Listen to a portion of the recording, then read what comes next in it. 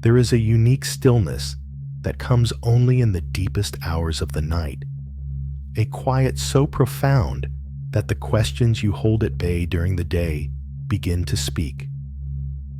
And perhaps the quietest, most persistent question is the one you ask yourself when you catch your own reflection, not in a mirror, but in your actions, your words, your very personality. You see your quick humor, your fierce independence, your deep capacity for empathy, and a whisper arises from somewhere inside. Is any of this truly me? Or is it all just a clever construction, a beautiful and intricate suit of armor I built so long ago that I've forgotten the person living inside it? What if the person everyone knows, the person you perform every day, is simply a map of old wounds, a collection of sophisticated responses to things that hurt a long time ago? Tonight, we are not going to try to answer that question with a simple yes or no. Instead, we are going to do something far gentler and far more revolutionary. We are going to allow the question to be here in this safe and quiet space, and we are going to explore it not as an accusation, but as an invitation. An invitation to meet a version of yourself that is deeper, quieter, and more constant than any pattern or any past experience. A self that has been patiently waiting beneath the surface of all your striving, all your protecting, all your surviving. So let's begin by simply arriving here, in this moment, in this bed. Wherever you are in the world, whether the moon is high in a dark sky or the first hints of dawn are still hours away, know that this time is yours. This quiet is yours. And as you settle in, allow the full weight of your body to be held. Feel the mattress beneath you, solid and supportive, rising up to meet you. Notice the points of contact, the back of your head on the pillow, your shoulders, the length of your spine, your hips, the heaviness of your legs and feet. There is nowhere else you need to be. There is nothing you need to be doing. You have carried the weight of this question and so many others for a very long time. For tonight, just for this little while, you can set it down. You can allow the surface beneath you to do all the holding. Feel the texture of the blankets or the sheets against your skin. Notice their weight, a gentle grounding pressure that is a constant reminder of the safety and comfort of this present moment. Let the air in the room be what it is. Perhaps it is cool, or perhaps it is warm. Just notice the sensation of it on your face, on your hands, on any part of you that is uncovered. This is the reality of right now. This temperature, this texture, this weight. And now bring your awareness ever so gently to your breath. There is no need to change it, to deepen it, or to control it in any way. Simply become aware of the natural rhythm that is already there. The gentle rise of your chest or your belly on the in-breath, and the soft release on the out-breath. Each breath is a quiet anchor to this moment. Each breath is a confirmation that you are here, you are safe, and you are alive. The mind will naturally want to wander, perhaps back to the very question we started with. That is its nature. When it does, there is no need for frustration. Simply notice where it has gone, and with the kindness of a patient friend, gently guide it back. Back to the feeling of the blankets, back to the solidness of the bed, back to the simple, steady rhythm of your own breathing, in and out. This journey we are beginning tonight is not one of excavation, of digging through the past to find something broken. It is a journey of recognition. It is about learning to see the profound intelligence in the way you have survived. It is about understanding that the armor you built was a masterpiece of self-protection. created by a part of you that loved you fiercely enough to keep you safe. And it is about realizing that the safety you have now, right here in this bed, in this quiet room, allows you to finally, gently begin to unlatch that armor, not to discard it, but to honor it, and to let the one who lives inside have some air, some space to breathe. The fear that you are nothing but a collection of trauma responses is a heavy one. It can make you feel like a ghost in your own life. But what if that fear is simply a misunderstanding? What if those responses are not the entirety of who you are, but rather the fierce and loyal guardians of who you are?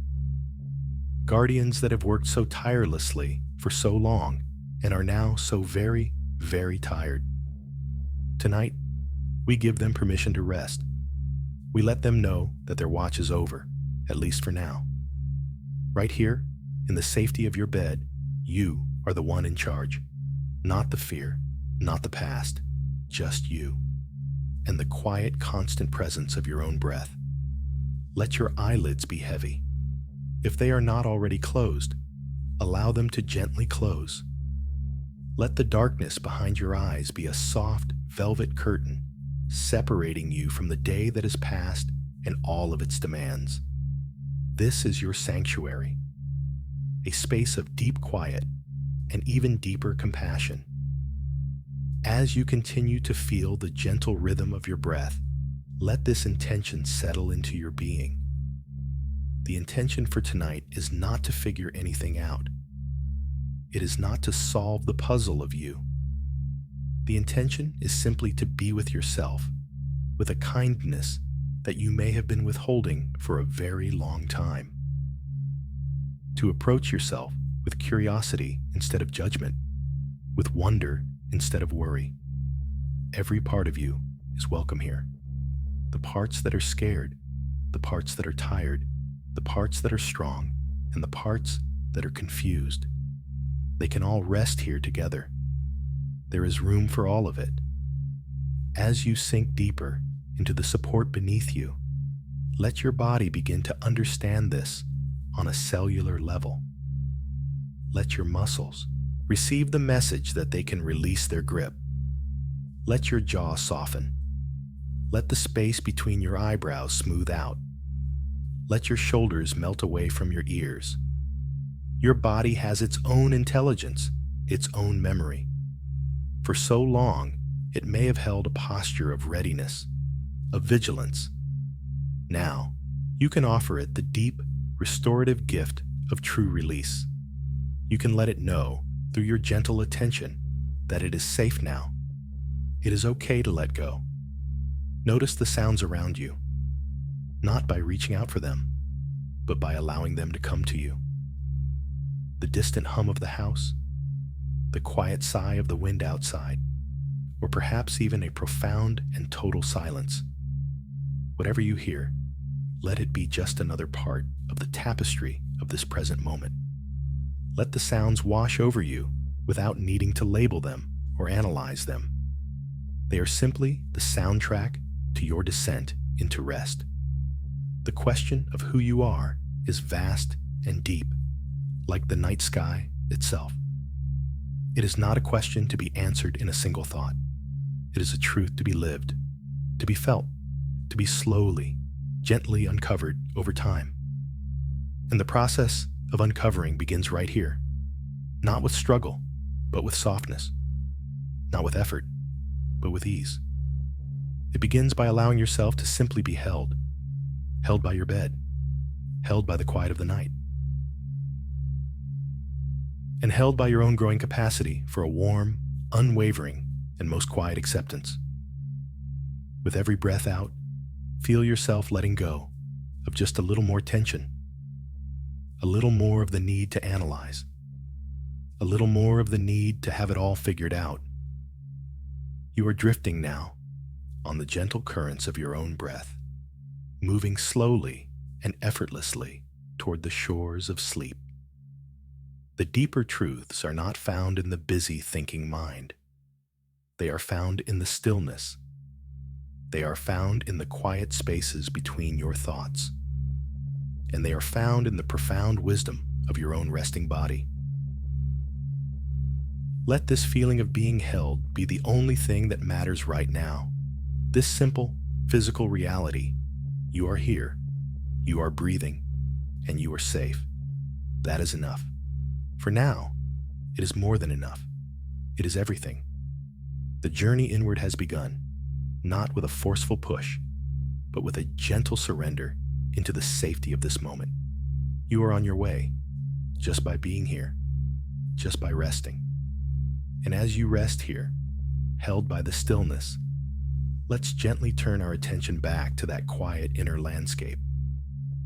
The body is settled, the breath is steady, and in this safety, we can afford to look a little more closely at the feeling that brought us here tonight. Let's name it, without judgment, without needing to fix it. Let's simply acknowledge the profound and unsettling disorientation that comes when you look at the architecture of your own personality and begin to see the ghosts of its construction. Think for a moment about a quality you are known for.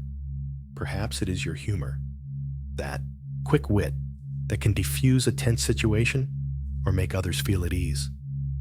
For years, you saw it as a gift, a part of your charm. But now, with this new awareness, you look back and see a different story. You see a small child who learned that being funny was a way to become indispensable, a way to manage the unpredictable moods of the adults around you. You see that humor was not just joy. It was a shield, a strategy, a brilliant tool for survival. And in this moment of seeing, a part of you feels a strange sense of loss. The thing you thought was yours feels like it was borrowed from a place of pain. Or consider your profound kindness, your empathy that runs so deep you seem to feel what others are feeling before they do. It's a beautiful trait. People cherish it in you. But as you lie here, you might trace its roots back to a time when your own safety depended on your ability to anticipate the needs and emotions of others. To be a good kid, to be helpful, to be no trouble at all. Kindness became a form of hypervigilance, a way of scanning the environment to ensure everything was okay. And now, the line between genuine care and compulsive caretaking feels blurry, uncertain.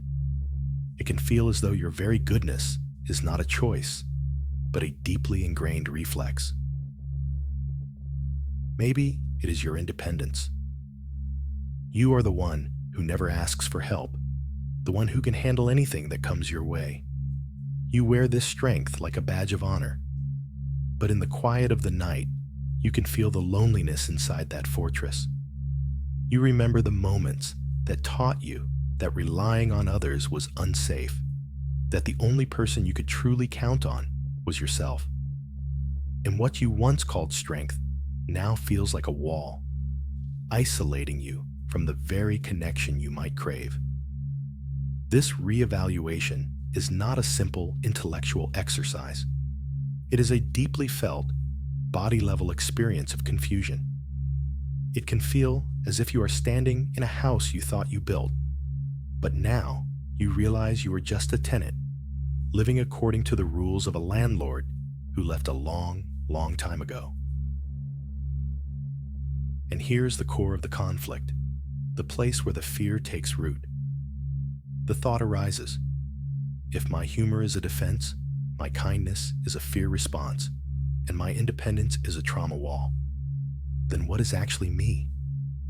Is there anything left? Is there an original self beneath all of these layers of survival? Or am I just a collection of scars, beautifully arranged but empty at the center? This is the fear of unreality. The fear that you are a phantom, an echo, a response to a sound that has long since faded. Allow this feeling to be here. Do not push it away. If a sense of dread or sadness, or even just a flat, gray emptiness arises, let it be here too. For too long, you have likely fought these feelings, believing they were proof that something was wrong with you. Tonight, we will not fight. We will simply witness. We will sit on the shore and watch these waves of feeling roll in, knowing that we are not the wave.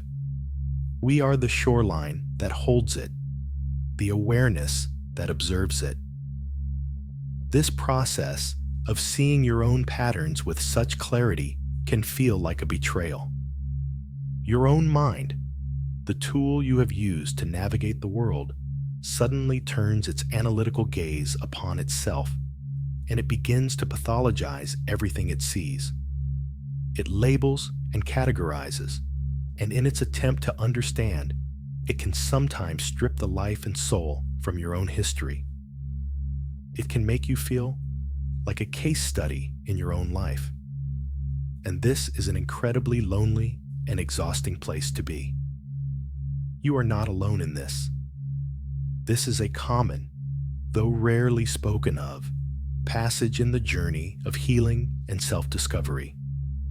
It is the moment when the lights come on in a room you've been living in your whole life, and you suddenly see the cracks in the walls and the dust on the furniture.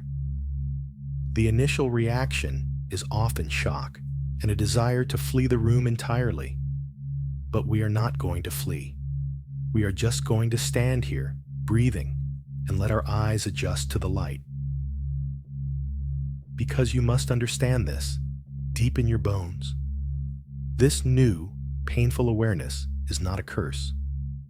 It is not a sign that you are broken beyond repair.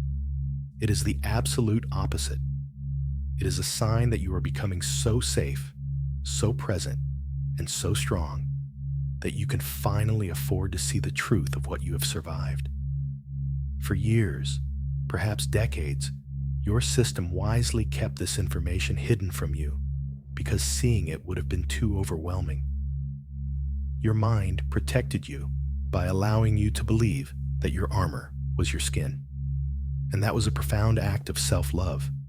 But now you are ready. Your readiness is proven by the very fact that these questions are arising. The pain of this awareness is not a punishment. It is a growing pain. It is the ache of a soul beginning to stretch after being in a confined space for a very long time. So let's reframe this experience, just for tonight. Let's hold it in a different light. This ability to see yourself with such honesty is not a flaw. It is a formidable capacity. It is the beginning of a conscious and compassionate relationship with yourself. You are moving from being unconsciously driven by your past to consciously understanding it. And in that space between stimulus and response, between a past wound and a present action, lies your freedom. That is where your true self has room to breathe. So take a slow, deep breath in. And as you breathe out, let this truth settle into your heart like a soft rain on thirsty ground. Your awareness is not a curse. It is the beginning of a deeper understanding. It is the trailhead of a path that leads back to the you that was there before the armor was needed. The you that has been waiting patiently, quietly, lovingly for you to come home. And the first step home is always the most courageous one, to simply stand still, to look honestly at where you are, and to do so with endless radical compassion for the journey that brought you here. Rest in that. Rest in the knowledge that this confusion is not a final destination. It is a sacred and necessary doorway. And tonight, you are simply pausing on the threshold, gathering your strength, and learning to be kind to the brave traveler who has made it this far. You. As you continue to rest in this space of gentle observation, let's explore a little more deeply how these intelligent adaptations became so woven into the fabric of your being. Imagine, for a moment, a young plant trying to grow in a place with very little light. To survive, it must bend and twist its stem, stretching in unconventional ways, reaching, always reaching, for that small sliver of sun. Years later, you see the plant, and its shape is a perfect record of its struggle and its will to live. It is not a wrong shape. It is a shape that tells the story of survival. In the very same way, the personality traits you now question are the echoes of your own intelligent quest for light, for safety, for love. They were not born in a vacuum. They were forged in the crucible of your unique life experiences. They are the shape your spirit took to protect its core, to ensure its own survival in the emotional weather of your world. Let's softly touch upon some of these patterns, not with the cold hands of a diagnostician, but with the warm understanding of a biographer who honors the whole story. Consider the pattern of being the entertainer, the funny one. In an environment that was perhaps chaotic, unpredictable, or emotionally cold, a child learns a powerful lesson. Laughter is a kind of magic. Laughter can stop an argument. Laughter can earn a moment of positive attention. Laughter can make you feel visible and valuable. And so, the part of you that learned this skill practiced it. It honed it. It became an expert at reading a room, finding the perfect punchline, and using humor as a tool for emotional regulation, not just for yourself, but for everyone around you. It was a brilliant, life-affirming strategy. It was a way of creating light where there was none. And now, as an adult, that pattern persists. It's an echo. You might find yourself unable to be serious, deflecting intimacy with a joke, or feeling a compulsive need to perform in social situations. It can feel inauthentic, but it is not a flaw. It is the echo of a brilliant child who found a way to survive. Or let's look at the drive to be hyper-independent, the one who insists, "I'm fine, I've got it." This is the echo of a past where depending on others was disappointing or even dangerous. Perhaps needs were not met, promises were broken, or vulnerability was used against you. The intelligent child in that situation learns a vital lesson. To be safe, I must need no one. And so, a fortress of self-reliance is built, brick by brick. Asking for help feels like a catastrophic failure. Showing weakness feels like an invitation for attack. This fortress kept you safe. It was an ingenious adaptation. But now, the echo of that old reality might prevent you from receiving the love and support that is genuinely available to you today. The echo doesn't know you are in a different time, a different place. It is still guarding the gates of a long-gone kingdom. Then there is the instinct to please, to be the peacemaker, the person who is so attuned to the needs of others that your own needs become a faint whisper, easily ignored. This is the echo of a world where your harmony, and perhaps your safety, depended on keeping others happy. You learned to suppress your own desires, to swallow your own no, to become a mirror, reflecting back what others wanted to see. This was not weakness. It was an act of profound emotional intelligence. You learned to navigate a complex social world with incredible skill. But the echo of that skill today can lead to burnout, resentment, and that disorienting feeling of not knowing what you truly want because the muscle of your own desire was never allowed to develop. You can feel like a stranger to yourself because you have spent a lifetime specializing in the lives of others. These are just a few examples. Your own echoes may be different, more subtle, entirely unique to your story. but the underlying principle is the same. The parts of your personality that feel compulsive, reactive, or not quite you are the lingering vibrations of old survival strategies. They are intelligent adaptations that, at some point, had their wires crossed. Their on switch got stuck because the part of the brain responsible for survival doesn't have a sophisticated sense of time. For it, the threat that happened 20 years ago might as well be happening right now. And this is why, especially after you begin to learn about the impacts of your past, it can feel like you are a stranger to yourself. It's as if you were given a new pair of glasses, and now you see the world and yourself in a completely different light. Everything you thought was solid now looks like a shadow. Everything you thought was character now looks like a symptom. This can be a profoundly disorienting and lonely experience. It can feel like your entire identity is dissolving, leaving you with nothing to hold on to. You are not losing yourself. You are in the process of finding yourself in a much deeper way. You are simply seeing the scaffolding for the first time. For years, you lived in the building, and you thought the scaffolding was the building itself. Now, you can see the distinction. And yes, it is unsettling. It's like discovering the ground beneath your feet is not as solid as you believed. But you are not falling. You are just becoming aware of the complexity of the ground you stand on. You are learning the topography of your own inner world.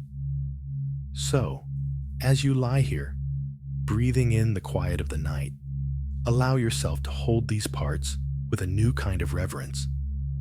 Instead of asking, "What is wrong with me for being this way?" try asking a gentler question. What did this part of me help me survive? Or, what wisdom does this pattern hold about what I once needed? You are not a diagnosis. You are a story. A living, breathing epic of survival and resilience. Every one of these patterns, every one of these echoes, is a testament to your strength. They are monuments to the battles you won, the storms you weathered. They are not evidence of your brokenness. They are the undeniable proof of your will to live, to find the light, to create safety, and to keep the tender flame of your own spirit alive in the wind. So let the judgment soften. Let the harsh inner critic fall silent for a while. In this bed, in this moment, there is only room for a deep and abiding respect for the person who did whatever it took to get you here, to this very night. That person was you, and the strategies you used were not wrong. They were necessary. They were intelligent. They were, in their own way, a profound act of love from a younger self to the you that is listening to these words right now. Rest in that honor. Rest in that truth. You are not a stranger to yourself. You are just finally meeting the brilliant strategist who has been running the show from behind the scenes for a very long time. And this meeting is not an ending. It is a beginning, a homecoming. Let your body absorb this understanding. Let it sink past the analyzing mind and settle deep into your bones. The shape you are is the shape of a survivor, and there is no shame in that. There is only honor. As this gentle honor settles in your body, feel the deep, deep exhaustion that might be living just beneath the surface. An exhaustion that is more than just physical tiredness from a long day. It is a soul-level weariness. It is the fatigue that comes from years, perhaps a lifetime, of being on high alert. The exhaustion of constant self-analysis. The sheer energy it takes to hold the question, is this me or is this my trauma? With you every single day, in every interaction. Acknowledge this exhaustion. Give it a name.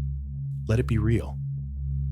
For so long, you may have pushed through it, telling yourself you were just lazy or undisciplined, or that you should be over it by now. But this is not an ordinary tiredness. This is the legitimate fatigue of a nervous system that has been working in overdrive. It is the weariness of a mind that has been ceaselessly scanning, predicting, and managing not just the world outside, but the world inside as well. Think of the immense processing power it takes to constantly second-guess your own motives. You tell a joke, and a part of you immediately asks, "Am I just deflecting?" You offer to help someone, and another part whispers, "Is this real kindness or just people-pleasing?" You set a boundary, and the inner critic wonders, "Am I being strong or just reactive?" This is not a peaceful way to live. It is like trying to drive a car while simultaneously trying to build the engine and read the map. It is a state of perpetual inner friction, and it consumes an incredible amount of life force. You are not alone in this labyrinth. This is a quiet, secret cavern that so many people on a healing path find themselves in. Though it is rarely spoken of aloud, we talk about the breakthroughs, the aha moments, the triumphant stories of overcoming. We rarely speak of the long, confusing middle passage where the old self is dissolving, but the new self has not yet fully formed. A time when you feel lost at sea, with no land in sight behind you and no land in sight ahead. If you feel this way, know that you are in good and brave company. You are not lost. You are simply in the heart of the transformation. This experience of hypervigilant self-analysis is a normal, predictable stage of the journey. It is a sign that your awareness is expanding, even if that expansion currently feels painful and confusing. It is the mind trying to make sense of a new, much larger map of reality, and it is trying to do it with the old tools of control and analysis. But some territories cannot be navigated with a map. They can only be navigated with a compass that points not to an external destination, but to an internal feeling of truth, of resonance, of peace. And we find that compass not by thinking harder, but by resting more deeply. To understand this process more gently, consider an analogy. Imagine that for years, your mind has been acting like a loyal and fiercely protective guard dog. When you were young and the environment was unsafe, this dog was essential. It barked at every strange noise, every unfamiliar shadow, every potential threat. Its constant vigilance kept you safe. It did its job perfectly. You owe that dog your life, in many ways. But now, many years have passed. You are in a safe house. The world outside your door is for the most part peaceful. The old threats are gone. And yet, the loyal guard dog is still on duty. It has never been told that the war is over. So it continues to bark. It barks at the sound of the mail carrier, the rustle of leaves in the wind, the shadow of a passing cloud. Its nervous system is still primed for danger. It interprets every neutral event as a potential threat. And you, the owner, have become exhausted by the constant noise, the constant state of alarm. This is what your mind is doing. The analytical, protective part of your mind is that loyal guard dog.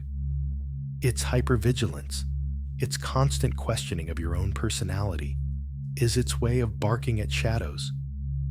It is trying to protect you from old dangers, the danger of being unlovable, the danger of being abandoned, the danger of being unsafe.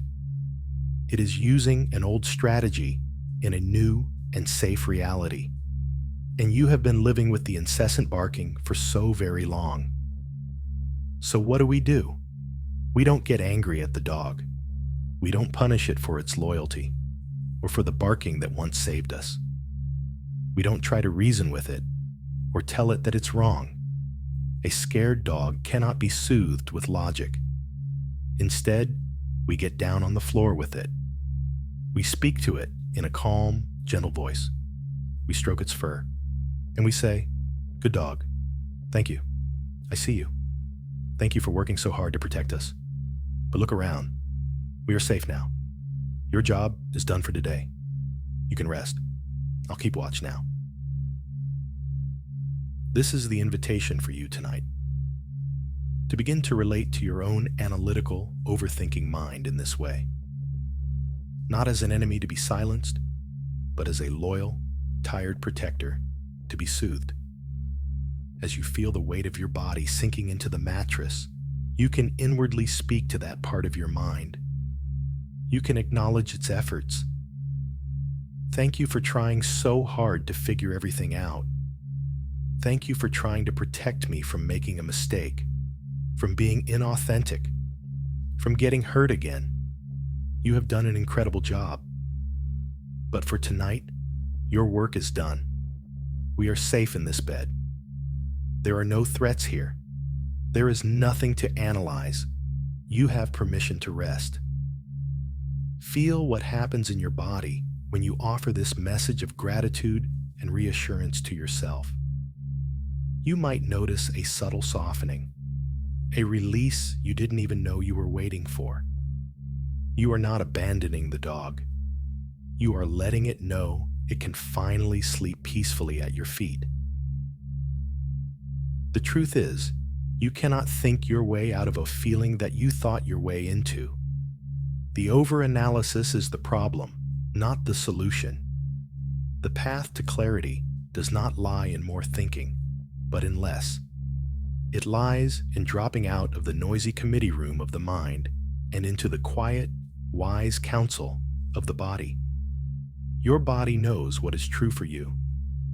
Your body knows the feeling of genuine joy, of authentic expression, of deep peace. It holds the memory of your core self, a self that existed long before the guard dog was ever needed. And the only way to hear its wisdom is to become quiet enough to listen. So let the exhaustion be your guide. Let it be the signal that the old way of constant mental effort is no longer sustainable. Let its heaviness be the gravity that pulls you down, out of your head, and into the simple, direct experience of this moment, the feeling of your breath, the warmth of your skin, the solid ground of the bed beneath you. We are thanking the mind for its service and gently inviting it to step aside, allowing a deeper intelligence to come forward. An intelligence that is not made of words or concepts, but of sensation, feeling, and a quiet, unshakable knowing. Rest now. Let the loyal guard rest too. You are safe. The house is quiet. All is well. Now that we have thanked that loyal guard, that protective part of the mind, and invited it to rest, let's bring an even deeper layer of warmth and appreciation to this exploration. We are going to gently shift our perspective. For a long time, the dominant narrative around these patterns, both in our own minds and in the wider world, has been one of pathology. We use words like dysfunctional, maladaptive, or the very phrase we've been exploring, trauma response. While these terms can be useful for understanding, they can also carry a subtle, heavy judgment. They can imply that something is broken, wrong, or diseased. Tonight, let's try on a new language. Let's replace the term trauma response with something far more accurate and honoring: intelligent survival strategy. This is not just a semantic game. It is a fundamental shift in how you relate to your own history and your own being. It is a move from judgment to reverence. Because every single pattern you now question, every habit you wish you could change, every emotional reflex that feels out of your control, was at one time a brilliant solution to an impossible problem. It was the most intelligent, creative, and effective option available to you in that moment, with the resources you had. Let's truly feel into the power of this. Think back to the hyper-independent part of you, the one that built a fortress. In the language of pathology, this might be called avoidant attachment, or an inability to trust. But in the language of honor, it is a testament to your profound ability to become your own safe harbor when the seas were stormy and no other harbor was available. You became your own parent, your own provider, your own protector. That is not a pathology. That is a miracle of resilience. You learned to generate your own safety. What an incredible, powerful skill. Consider the people-pleasing part, the one that can feel so draining now.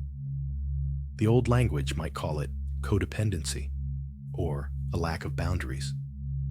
But the new language sees it as evidence of your exquisite emotional attunement. You developed a PhD in reading micro-expressions, shifts in tone, and emotional currents. You learned to be a diplomat in a volatile land. You learned the art of de-escalation, of creating harmony, of making others feel seen and valued to keep the peace. These are the skills of a hostage negotiator, a master peacemaker. They are not signs of weakness. They are signs of a highly developed social intelligence, born of necessity. You learn to manage the emotional climate of your entire world. What a stunning feat. Now let's look at the part that uses humor as a shield. The old story might label it defensiveness or emotional avoidance. But let's see it for what it truly was. An act of alchemy. You learned to take the lead of pain and chaos and spin it into the gold of laughter. You brought light into dark rooms. You offered levity as a life raft to yourself and others. That is the skill of a shaman, a court jester who speaks truth through comedy, a healer who knows that laughter can be the most potent medicine. You didn't just survive. You created moments of joy and connection in the midst of difficulty. That is not a flaw. That is artistry. When we begin to see our adaptations through this lens of honor and intelligence, something profound begins to shift inside. The shame begins to dissolve. The harsh inner critic, the one that has been telling you for years that you are broken, begins to lose its power. Because you are not looking at a collection of symptoms anymore. You are looking at a gallery of masterpieces of survival.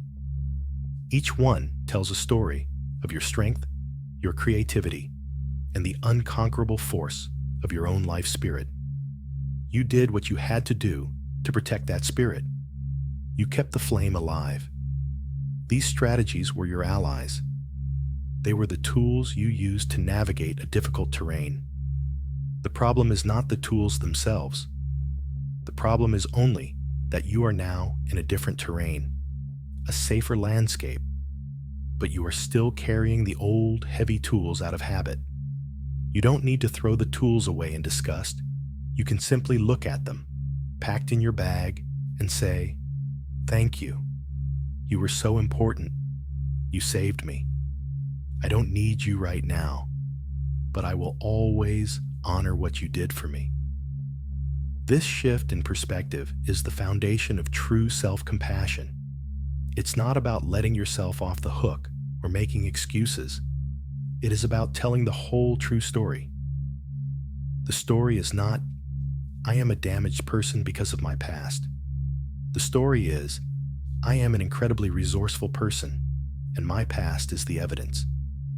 Feel the difference in your body, One of those stories feels heavy, like a verdict. The other feels expansive, like an honoring. It changes everything. When you meet your own anxiety, not as a disorder, but as an intelligent system that is trying to keep you safe from a perceived threat, your relationship with it changes. You can soothe it instead of fighting it. When you meet your own tendency to procrastinate not as laziness, but as a brilliant strategy to protect you from the potential pain of failure or judgment, your relationship with it changes. You can address the underlying fear instead of just trying to force yourself into action. Every part of you that you question was once a brilliant solution. So let this affirmation sink deep into the soil of your being as you rest here. Let it be a seed of a new, kinder relationship with yourself. Every part of me that I question was once a brilliant solution. Let your body hear it. Let your heart hear it. Let every cell absorb its truth. You are not a walking wound. You are a living library of survival skills. You are a testament to the ingenuity of the human spirit. The parts of you that you have judged most harshly are, in fact, the very parts that ensured you would be here tonight, in this bed, safe enough to even contemplate these questions. They are your heroes. They are the unsung champions of your inner world. And tonight, we are finally building a monument to them. Not a monument of stone, but one of loving, conscious attention. So as you drift, as you feel yourself sinking closer to the edge of sleep, allow this feeling of deep respect for your own journey to permeate your being. There is no need to figure out how to change these patterns right now. The first and most important step is to change your relationship with them. To move from adversary to ally. To see their intelligence, to honor their original purpose, and to hold them with the gratitude they so deeply deserve. You are not broken. You are brilliant. You are a survivor. And your survival was a work of art. Rest in the gallery of your own strength tonight. Admire the masterpieces you created to get here. There is no shame. There is only awe. This is the ground upon which true, lasting healing is built. Not on the quicksand of self-criticism, but on the bedrock of self-respect. Let that bedrock hold you now as you let go and drift even deeper into peace. Resting in that feeling of honor and awe for your own brilliance, let's make a crucial distinction, a gentle separation that can bring a profound sense of relief and spaciousness. For a long time, you have believed that these survival strategies, these intelligent adaptations, are the totality of who you are. You have fused your identity with them. You have looked at the armor and believed it was your skin. Tonight, we are going to introduce a new and liberating idea. The armor is not the warrior. Let that sink in. The armor you have been wearing, the humor, the independence, the people-pleasing, all of it, is an external layer, a set of tools. It is not the living, breathing, feeling being that resides within it. You are the warrior, the wearer of the armor, not the armor itself. This is a game-changing realization. For years, you may have been trying to fix the armor, polishing it, trying to reshape it, feeling ashamed of its dents and scratches. You have been focused on the container, believing it was the content. But the real work, the real homecoming, is to gently, carefully begin to unbuckle the armor and reconnect with the one who has been living inside it all this time. You, the real you, the one who has always been there, beneath the noise, beneath the strategies, the one who was feeling and watching and waiting. The armor was built to protect this essential self. Its entire purpose was to keep that core of you safe. So by definition, the armor cannot be you. It is your protector. There is a you that is being protected. Let's explore this with another image. Think of a tree growing on a windy cliffside, constantly battered by the sea spray and storms. To survive, it cannot grow straight and tall like a tree in a sheltered forest. It must bend. It must twist. Its branches might grow in one direction, away from the prevailing wind. Its bark might become thick and gnarled as a defense against the salt and the cold. Its shape becomes a perfect story of its environment and its will to live. Now, would you look at that tree and say it is a bad tree or a wrong tree because it isn't perfectly symmetrical? Of course not. You would look at it with a sense of wonder. You would say, look at the beautiful, creative way this tree learned to find the light. Look at its strength, its resilience. Its shape is a testament to its character. Your personality, the part of you that feels like a collection of trauma responses, is like the shape of that tree. It is the form your being took to adapt to the emotional weather of your life. It is a record of your struggle and your incredible will to reach for the sun. But the shape of the tree is not the tree's essence.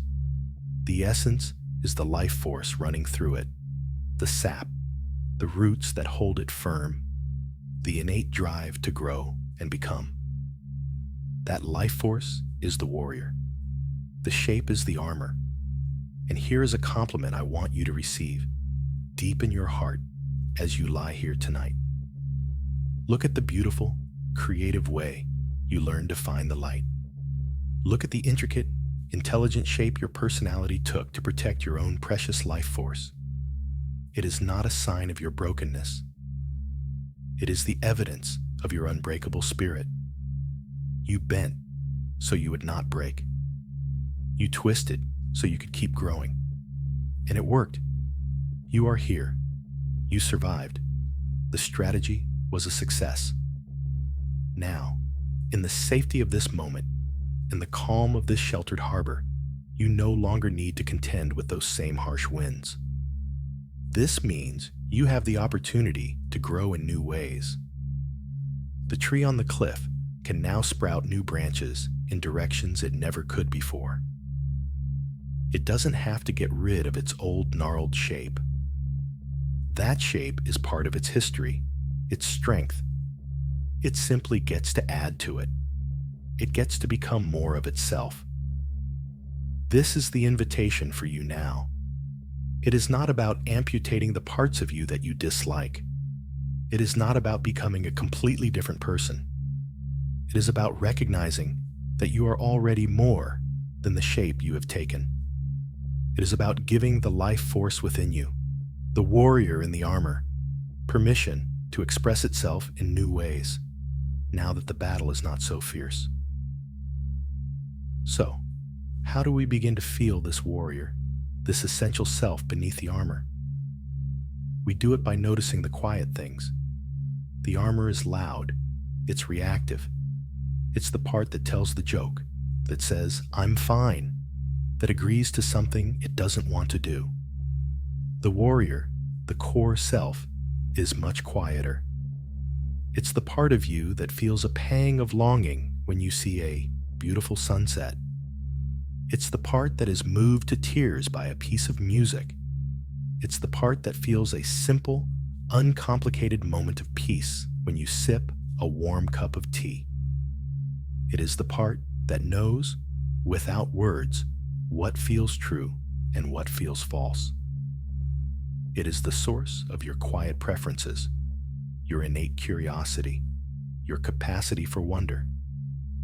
For a long time, the armor has been in the driver's seat, making all the decisions, because it believed you were still on the battlefield.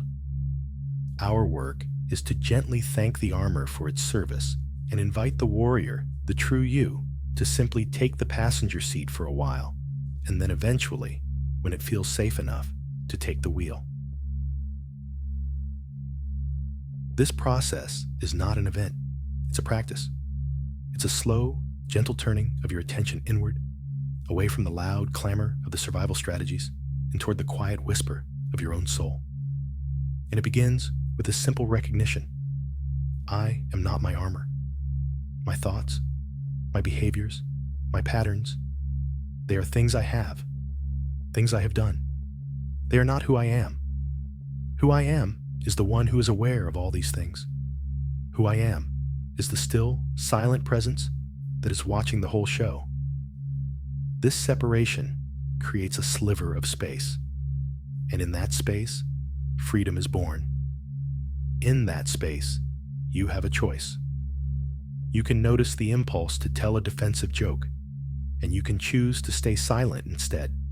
You can notice the habit of saying yes to please someone, and you can choose, however shakily, to say no. You don't have to.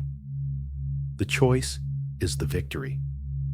Just seeing that you have a choice proves that you are not the pattern. You are the one who is powerful enough to choose differently. So as you drift towards sleep, let this idea be a comforting blanket. You are not your wounds. You are not your defenses. You are the resilient, beautiful being who learned how to survive. The warrior is whole. The warrior is intact. It was never broken.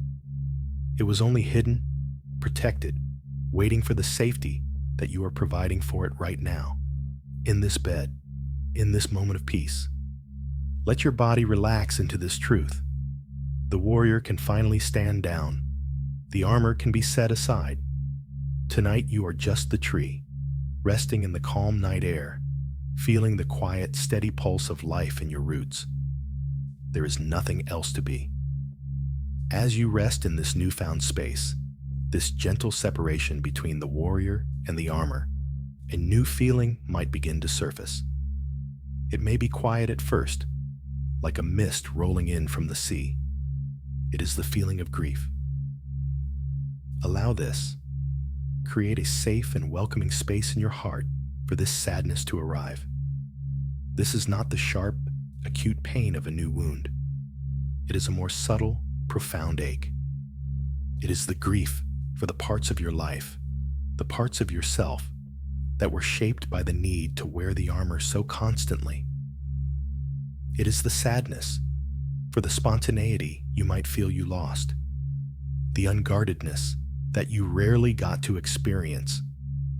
It is the grief for the child who had to become a strategist so early, the one who couldn't just be a child.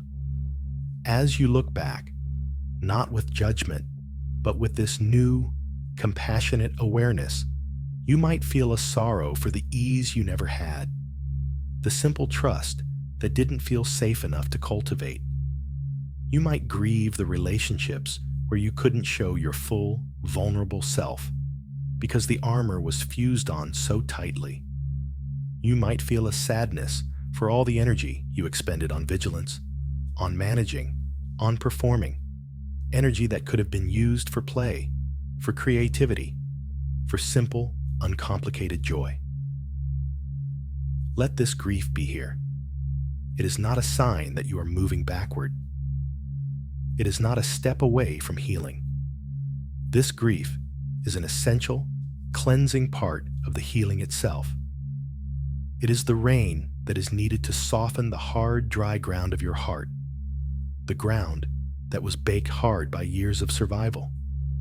This grief is a testament to your love for yourself.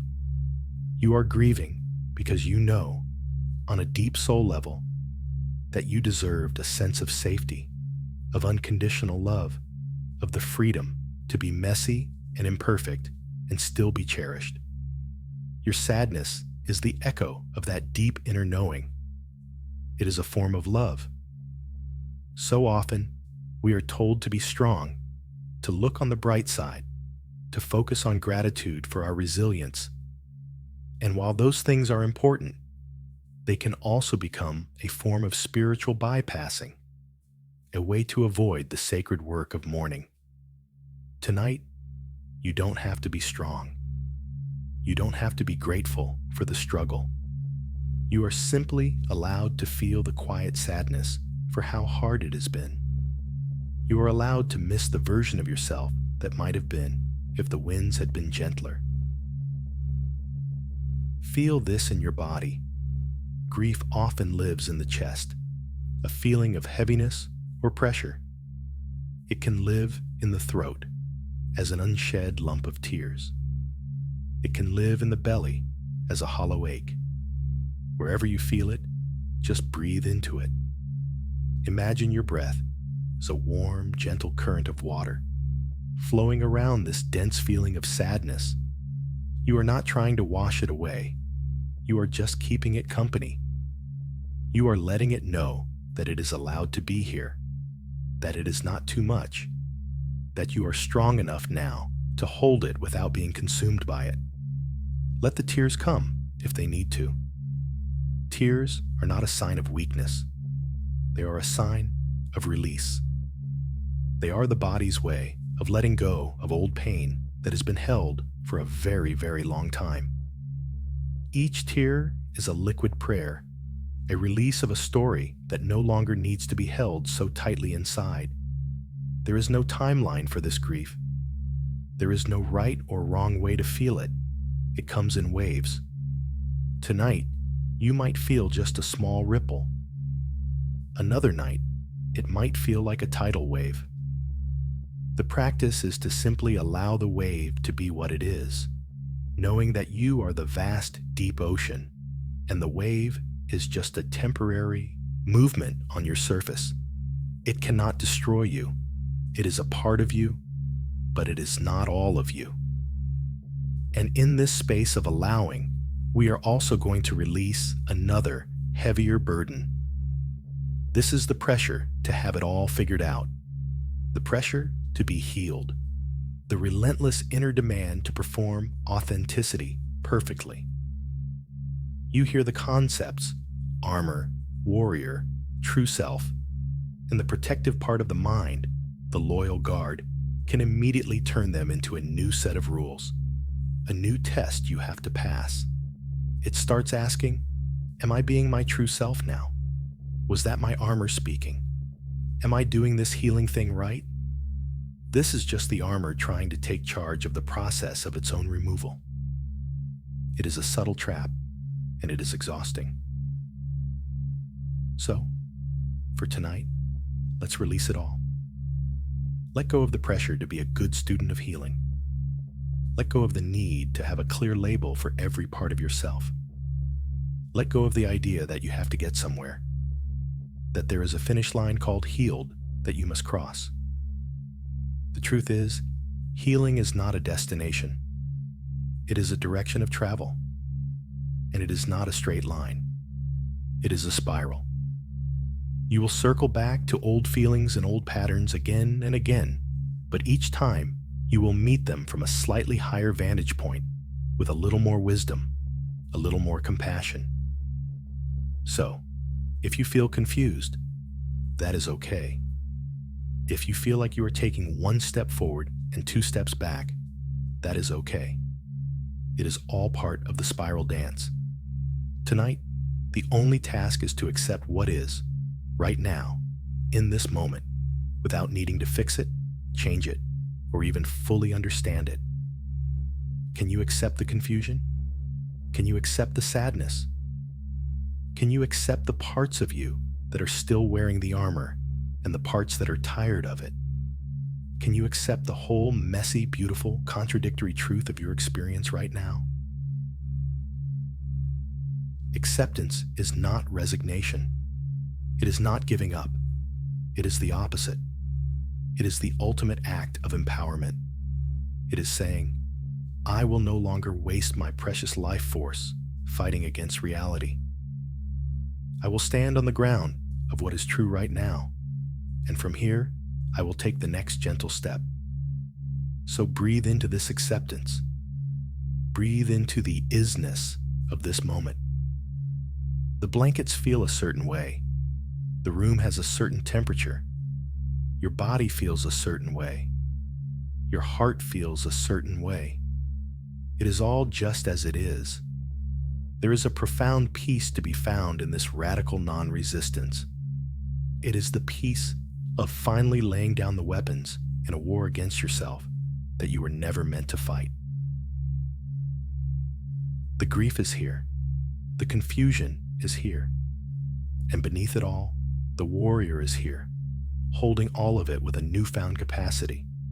You are the loving awareness that can witness the grief without becoming it. You are the spaciousness in which all of these feelings can arise and pass like weather moving through the sky. You are the sky, not the storm. Rest in your own vastness now. Let the rain of grief fall if it must. It is watering the seeds of a new, more authentic life that are waiting to grow in the softened ground of your compassionate heart. As you rest here in this space of radical acceptance, allowing the waves of grief and confusion to simply be, there is one more heavy weight we can set down, at least for tonight. This weight may be so familiar that you don't even notice you are carrying it. It is the weight of self-judgment.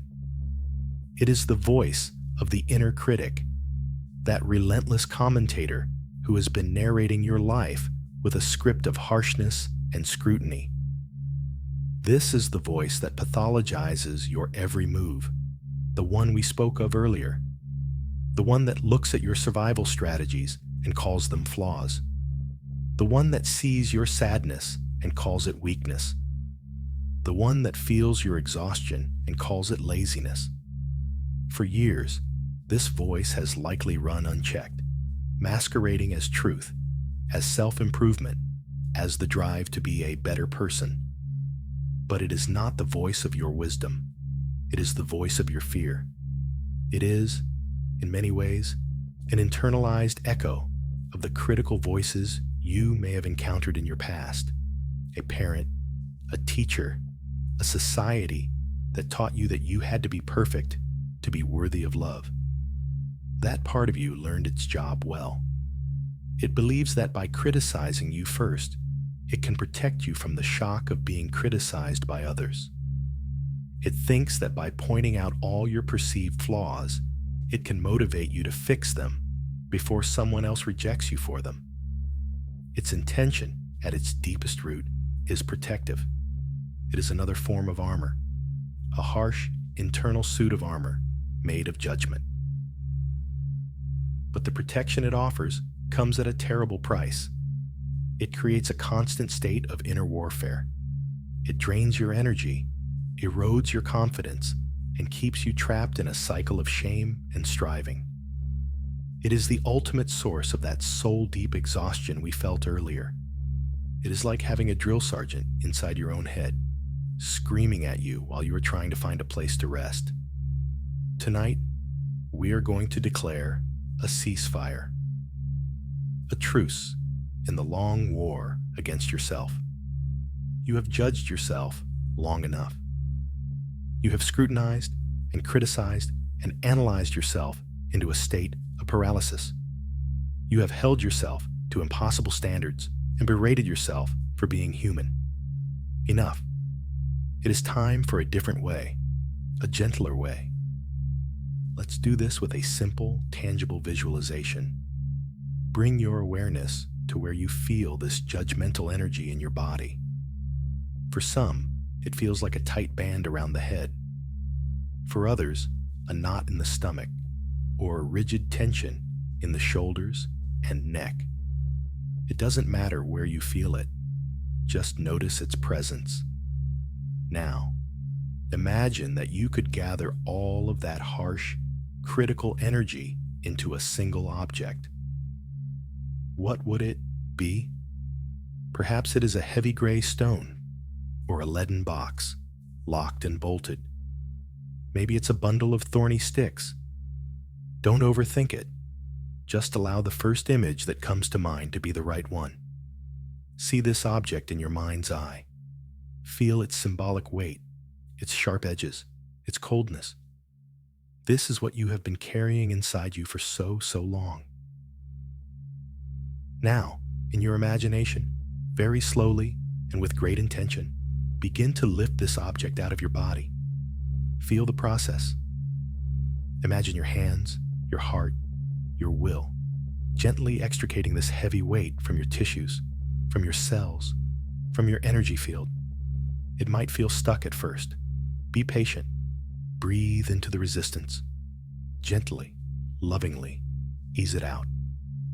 And as you lift it free, feel the immediate sense of lightness and space that is created where it used to be. The air feels cleaner. Your breath feels deeper.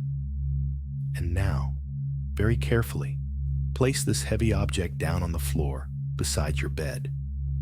Find a specific spot for it. You are not throwing it away. You are not trying to destroy it.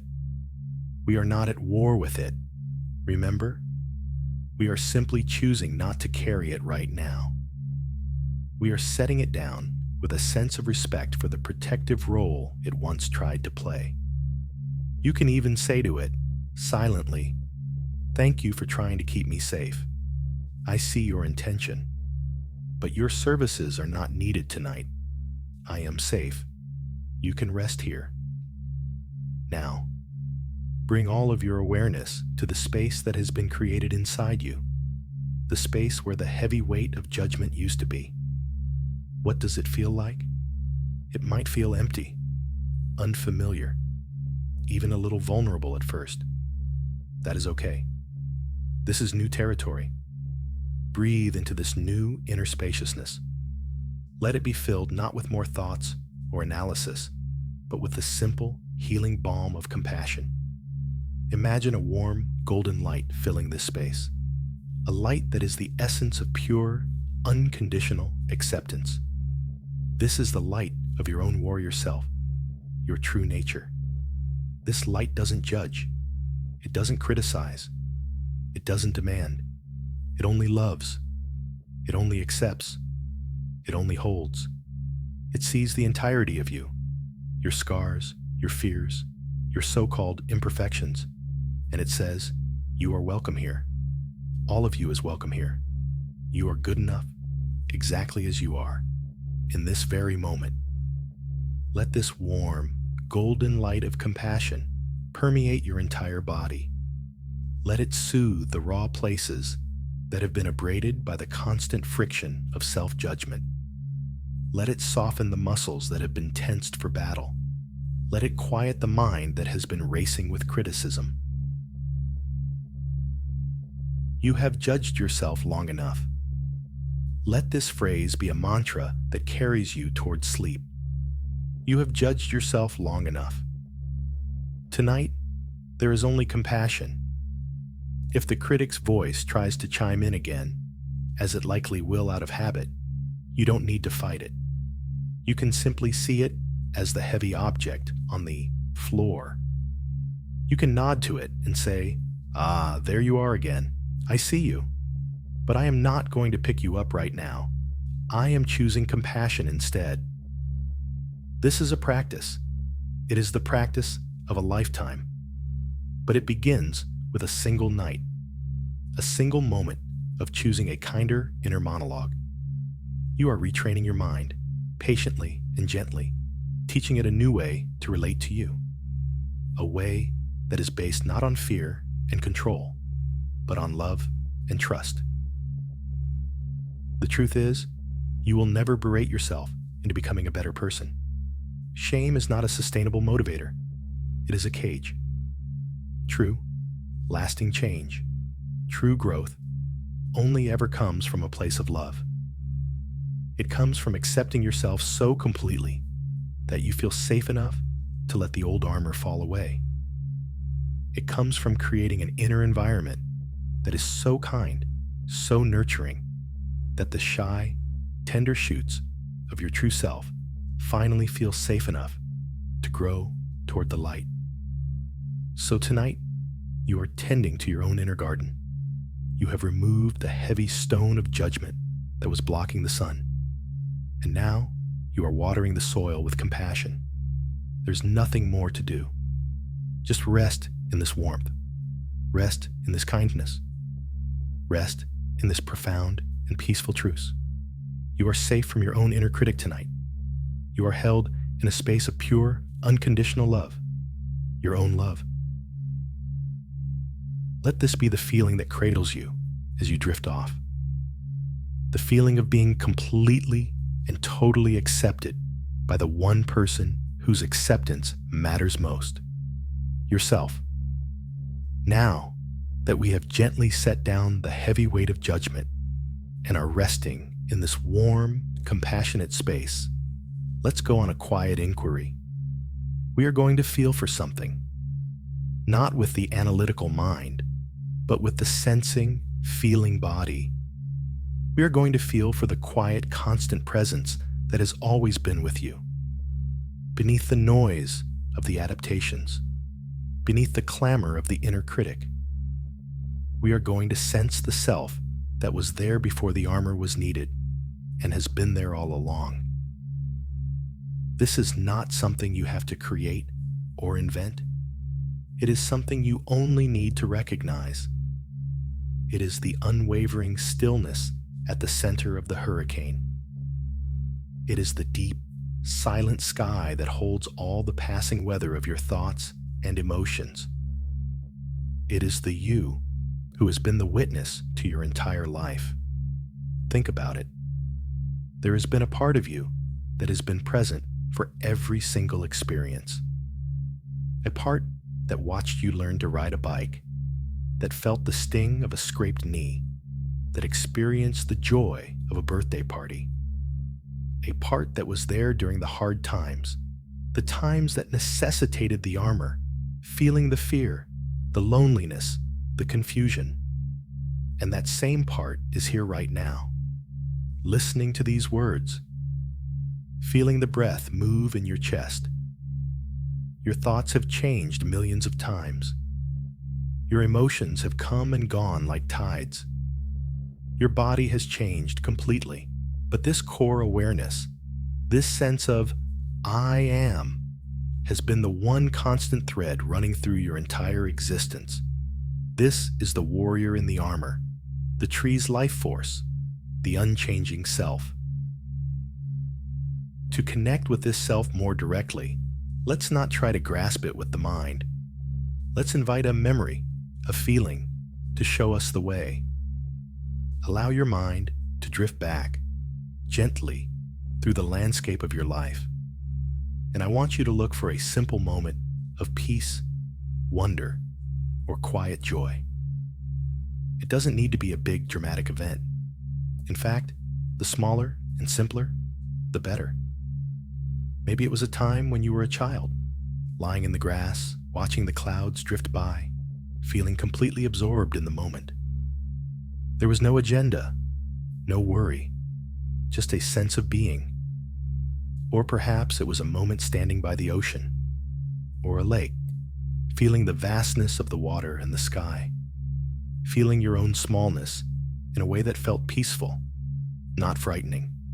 It could be the memory of being completely lost in a creative act, drawing, playing an instrument, building something with your hands. A time when the sense of a separate, worried self just fell away, and there was only the flow of the activity itself. Maybe it was the simple, profound comfort of being with a beloved pet, the warmth of their body, the uncomplicated affection that needed no words, or the taste of a perfectly ripe piece of fruit on a summer day, or the feeling of sitting in a sunbeam, feeling the warmth on your skin, with nothing to do and nowhere to be. Take your time. Let a memory, a feeling state emerge. It doesn't matter how old you were or where you were. We are looking for a moment when your survival strategies, your armor, were quiet. A moment when you were simply present, experiencing the world directly without a filter of fear or analysis. When you find a moment, don't just think about it. Step into it. Embody it. What did you see? What did you hear? What did you feel on your skin? Most importantly, what was the feeling inside your body? Was it a sense of calm, a sense of spaciousness, a feeling of quiet contentment, a sense of wonder? Let that feeling state, that somatic signature of your core self, fill your body now. Let the memory be a doorway back to that state of being. This feeling, this is you. This is the essence of you, unadorned. This is the state of being your armor was built to protect. This peaceful, curious present self has never, ever been broken. It has never been damaged. It has simply been obscured, like the sun hidden behind thick clouds. But the sun is always there, whole and radiant. The clouds are just a temporary weather pattern. Your trauma, your adaptations, your judgments, they are the clouds. They are not the sun. This quiet self that you are feeling right now is the sun. It has been there all along, patiently waiting for a break in the clouds. This is the you that was observing, feeling, and being, even when the protector parts were most active. When the funny part was telling jokes to keep the peace, this quiet self was the one in the background, feeling the tension in the room and longing for true connection. When the hyper-independent part was pushing everyone away, this core self was the one feeling the ache of loneliness and the deep desire for support. The protector parts, the armor, took over the speaking roles. They stood on the stage and delivered the lines they thought were necessary to get through the scene. But the real you, the warrior, was always there, in the audience, watching the play. And the grief we felt earlier is the warrior's grief, mourning the fact that it had to watch a play about survival instead of living a life of authentic expression. But its presence proves it was never destroyed. The witness is always whole. The observer is always unharmed. So as you lie here, resting in the feeling of that simple, peaceful memory, know that you are connecting with the most real, most enduring part of yourself. This is your anchor. This is your true north. Anytime you feel lost in the confusing labyrinth of self-analysis, you can always come back to this. You can recall a simple moment of peace and let its feeling state recalibrate your entire nervous system. It is a way of reminding yourself, on a deep, non-verbal level, of who you truly are beneath all the noise. Let this feeling be a gentle hum, a quiet vibration at the center of your being as you drift deeper. This is your home frequency. It is the resonant tone of your own soul. The more you rest in it, the more familiar it becomes. And the more familiar it becomes, the more easily you will be able to distinguish its quiet whisper from the loud shouting of the armor. You are not just a collection of trauma responses. That is a story, and it is an incomplete one. The truer story is that you are a resilient, enduring consciousness who has had traumatic experiences and developed brilliant strategies to survive them. But you are not the experiences. You are not the strategies. You are the one who survived. You are the one who is here now, breathing, feeling, and remembering your own innate peace. Rest in this remembering. There is nothing to strive for. You are already whole. You are simply remembering the truth of what has always been. Let the memory fade, but allow the feeling to remain. A quiet sense of peace, of contentment, of simple presence. This is your essence, and it is here with you now, a safe and silent companion as you let go into the healing darkness of sleep. Let's linger here a little longer in this warm, quiet space of your rediscovered core self. Having touched it through a memory, we can now begin to deepen our connection to it in the present moment. we can recognize how this unchanging essence shows up in your life right now, in small, everyday ways that you might have previously overlooked. This core self is not some mystical, faraway entity. It is the very foundation of your lived experience. It is the source of your most genuine tastes and preferences. Think about it. There is a certain kind of music that, for reasons you can't quite explain, speaks directly to your soul. It might make you feel joyful, or peaceful, or a beautiful kind of melancholy. That response is not a trauma response. It's not a strategy. It is a pure, direct resonance between your essential self and a particular vibration in the world. That is you. The part of you that loves that music is the real you. Or consider the feeling you get when you are in a certain kind of environment. For some, it is the peace of being in a forest, the smell of damp earth, the silence broken only by birdsong. For others, it's the expansive feeling of being by the ocean, the rhythmic sound of the waves, the vastness of the horizon. Or maybe it's the cozy comfort of a rainy day, curled up with a book and a warm drink. That feeling of, ah yes, this is right, I belong here. That is the voice of your core self. It is expressing its nature. It is not an adaptation. It is an affinity. It is a clue to your unique essence. Think about the simple, undefended kindness you feel. Not the strategic, people-pleasing kindness, but the genuine impulse that arises when you see a person or an animal in need. The part of you that wants to offer comfort, to help, to connect. That impulse comes from a place deeper than fear. It comes from the fundamental goodness that is at your core.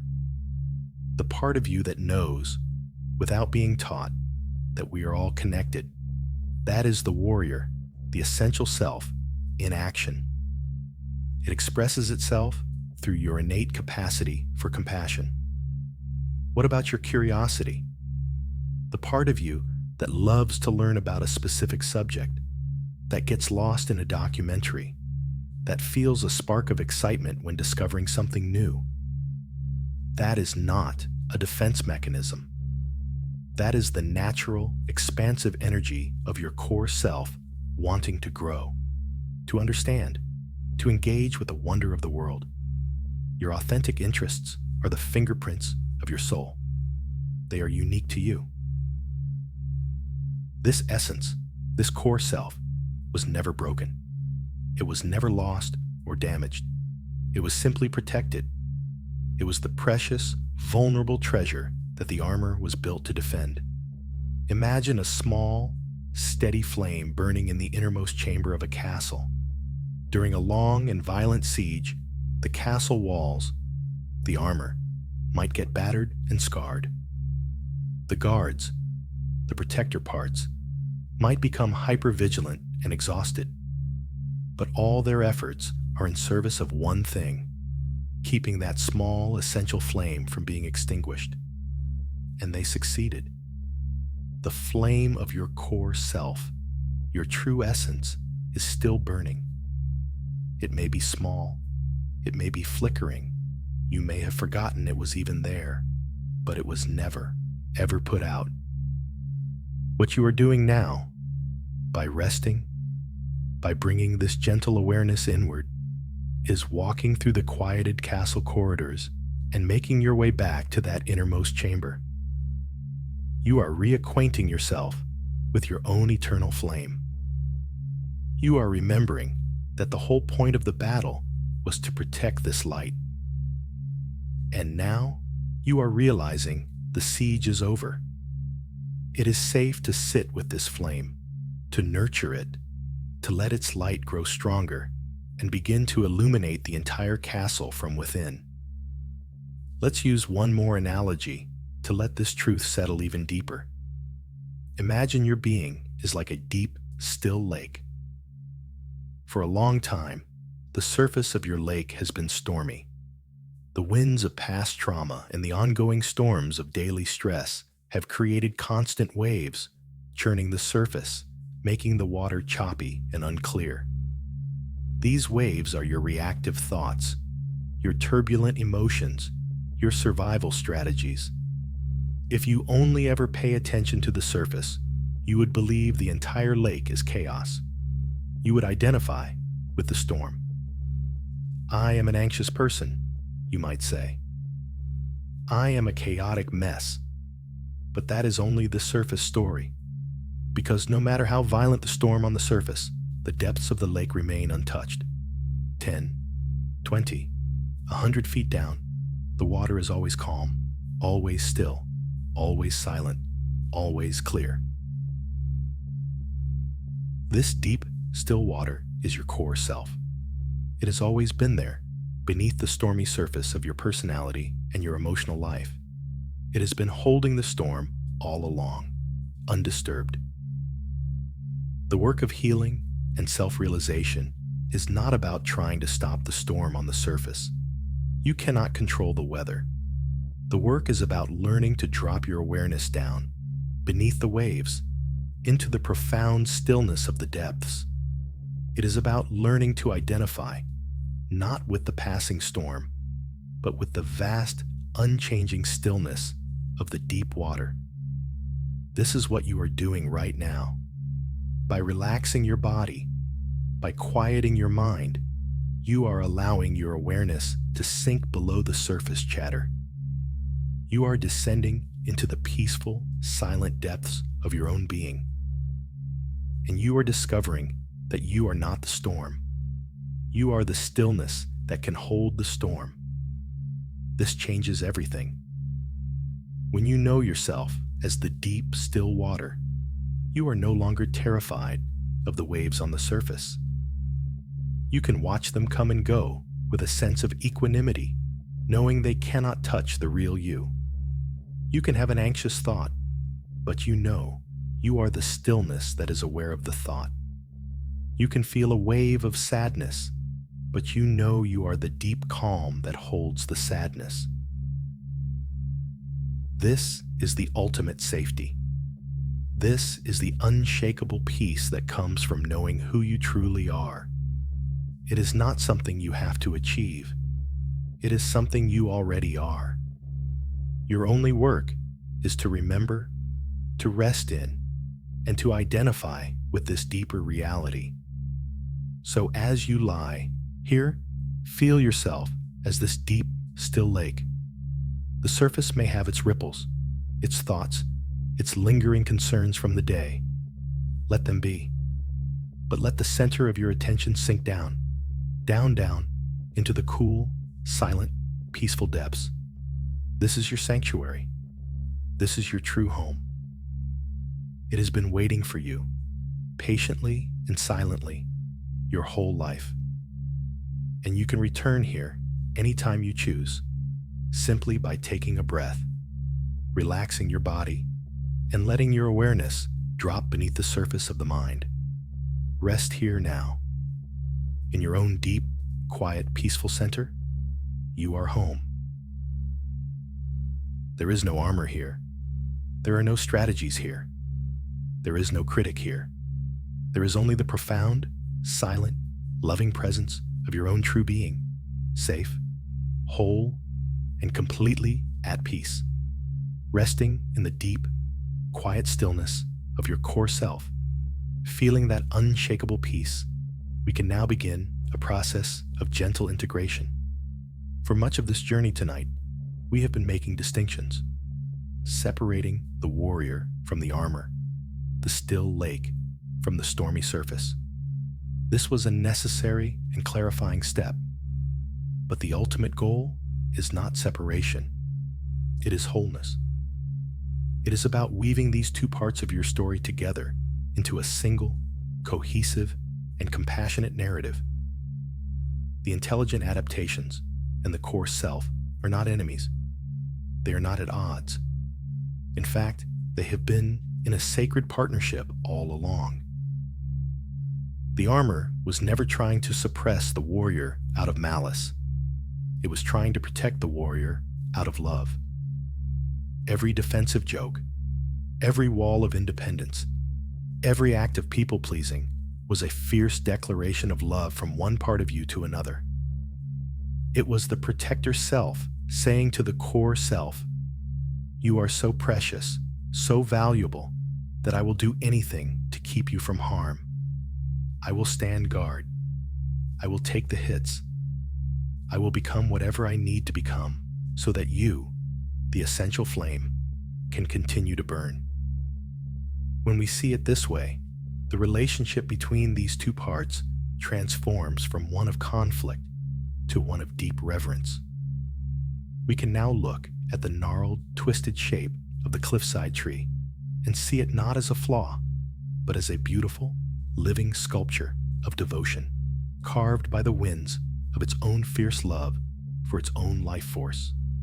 Your survival strategies are your devotion to your own spirit, made manifest. So now, from this place of deep inner stillness, let's extend a profound and heartfelt wave of gratitude to all those protector parts, to all the components of your armor. Let's honor their service. We can do this by bringing them to mind, one by one, and speaking to them inwardly with the warmth and respect you would offer a veteran soldier who has returned from a long and difficult war. Let's start with that fiercely independent part, the one who built the fortress of self-reliance. From the quiet of your core, you can say to it, "Thank you. I see how you learned that you could only count on yourself. You kept me from the deep pain of disappointment and abandonment.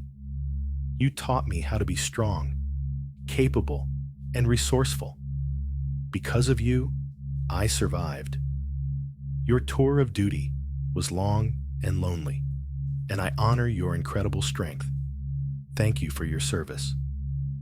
Feel the truth of that gratitude. Let it be more than words.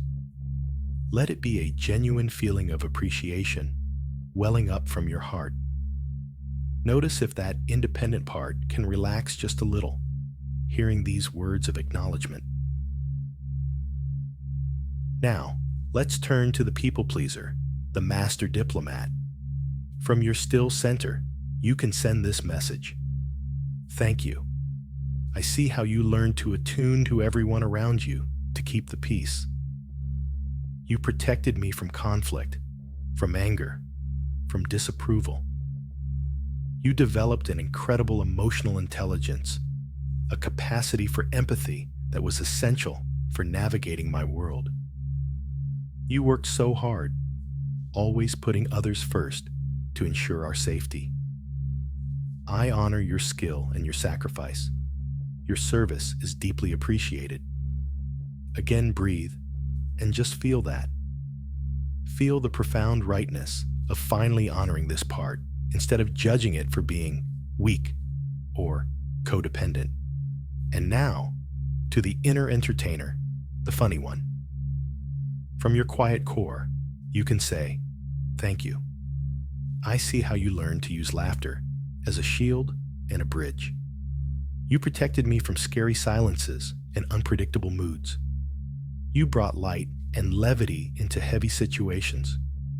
You found a way to create connection and feel valuable when it was hard to find. Your creativity and quick wit were a gift that kept my spirit from being crushed.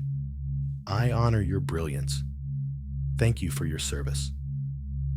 Perhaps you have other protector parts, unique to your story.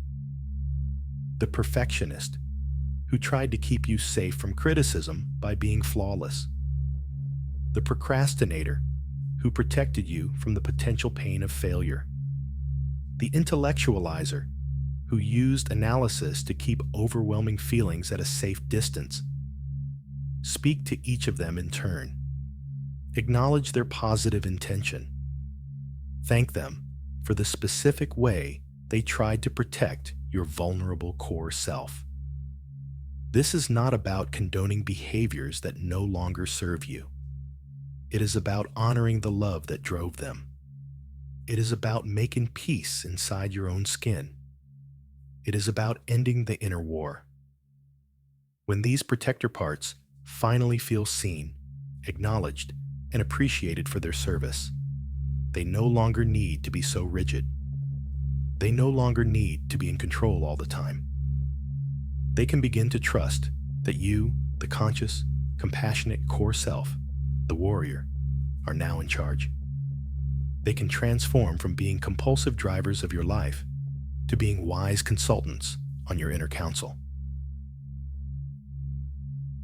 Your hyper-independent part, once honored, can now offer you its wisdom about resilience and capability when you truly need it, without having to isolate you.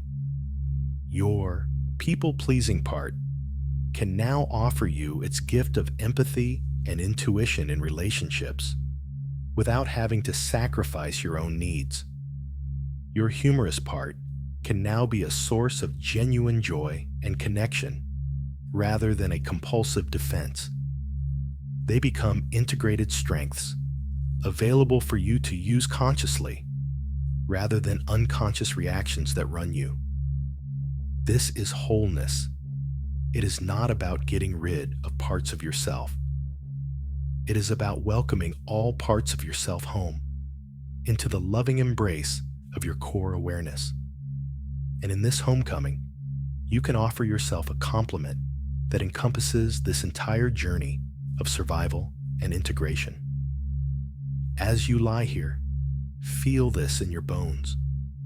You are a testament to the power of the human spirit to endure and to create safety where there was none.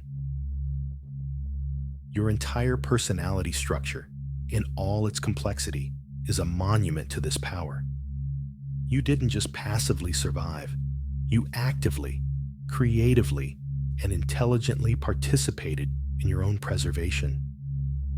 You are the artist and the art, the warrior and the fortress. And now you are also the peacemaker, the one who is bringing all the warring factions of your inner kingdom together under a banner of love.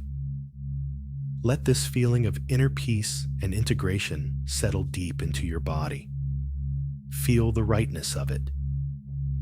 This is not a fragile peace that depends on everything being perfect. It is a robust, resilient peace that comes from embracing all of who you are: the light, the shadow, the armor, and the warrior. All of it belongs. All of it is part of your beautiful, powerful story. Rest in this wholeness. Rest in this self-compassion. The war is over. The troops are coming home. And you, the wise and loving sovereign of your own being, are here to welcome them with gratitude and grace. There is no greater healing than this. The journey from self-judgment to self-honor is the longest and most important journey you will ever take. And tonight, you have walked a great distance. Let your whole being savor this arrival. Resting in this profound sense of wholeness and inner peace, we can now do a final, gentle act of alchemy. We can take the old, painful story that has been running in the background of your mind and consciously replace it with a new story. One that is kinder, truer, and far more expansive. The old story, the one that brought you here tonight, is the fear that whispers, "I am just a trauma response." Feel the weight of that sentence. Feel how it diminishes you, how it reduces the vast, complex epic of your life into a single clinical label. It is a story of brokenness. It is a story that centers the wound, making it the cause and the entirety of your identity. It is a story that has no room for the warrior, for the survivor, for the deep, still lake of your core self. It is a story that, while it contains a sliver of truth, is ultimately a profound misreading of your magnificent existence. It has been a heavy story to carry. Tonight, we let it go. We honor it for the understanding it tried to bring. but we recognize that it is a chapter, not the entire book. And now, we are going to consciously choose a new title for that book, a new core belief to live from. The new story sounds like this: I am a whole person who survived, and my story is one of strength. Let that sentence land. Say it to yourself, silently. I am a whole person who survived, and my story is one of strength. Feel the difference in your body. Where the first story felt constricting and heavy, this one feels open, expansive, and empowering. It doesn't deny the past. It acknowledges the survival. But it reframes the entire narrative. The central character is no longer the trauma. The central character is you, the whole, resilient person who navigated it. The focus shifts from the wound to the strength that was forged in response to the wound. This is not just positive thinking. This is a more accurate telling of the truth. The fact that you are here, breathing, feeling, healing, is undeniable proof that your strength was greater than your pain. Your resilience was more powerful than your circumstances. Your will to live was stronger than your desire to shut down. Your story has always been one of strength. You just may have been focusing on the wrong parts of the plot. Let's integrate this new story even more deeply.